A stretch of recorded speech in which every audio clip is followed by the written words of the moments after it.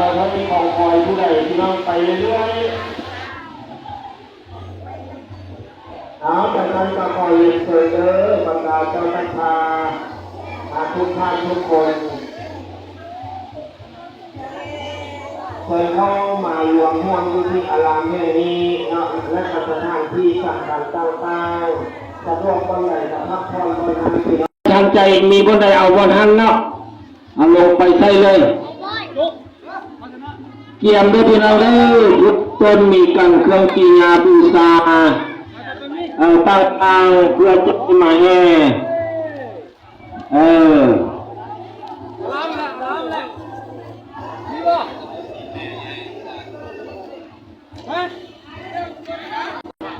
จุ่มพระครูบาอาจารย์ครูบาอ้นเพื่อจะได้สืบต่อรถแห่รถดนตรีเนาะรถดนตรีเพื่อแห่ในครั้งนี้ก็ขอเรียนเชิญเลย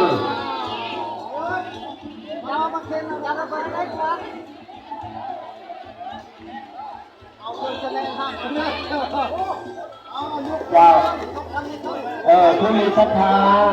น่าอดทนได้กับยาไซเคิลก็ดีนะผู้มีศรัทธาไปแไปแล้วไป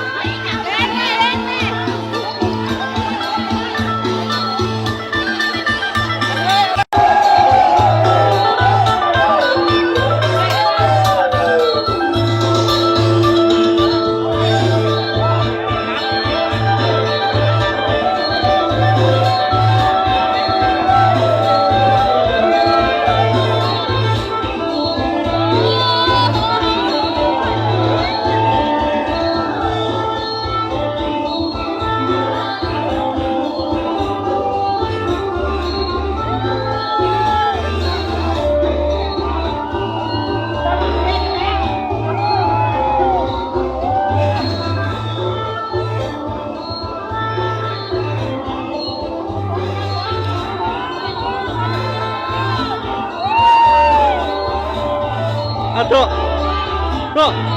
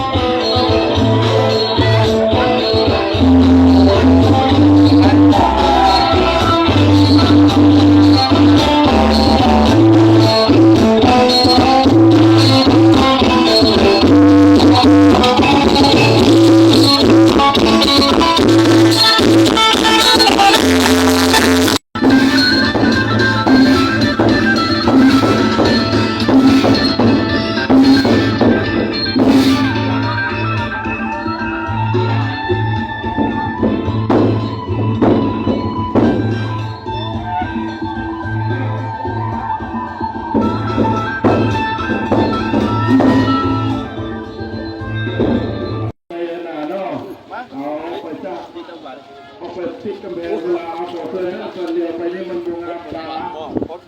ท่านมาเก็บผู้ใดท่านใดก็ให้ยังไม่ช่วย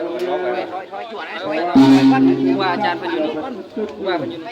เอาไปเพื่อนเด้อแต่พอไม่ว่ามือนำบุญแม่พี่น้องเราเพื่อนไม่ได้เนาะว่าสิบเดือนหรอ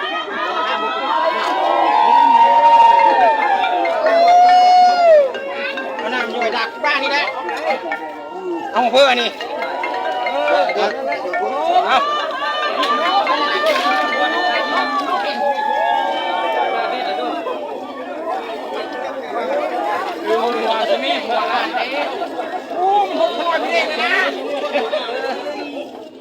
ว้า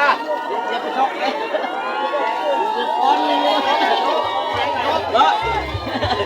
ว้ามีเอ็มก้อนเด้อหอนไปดิแนวเลยเนาะปวดมาละเว้ย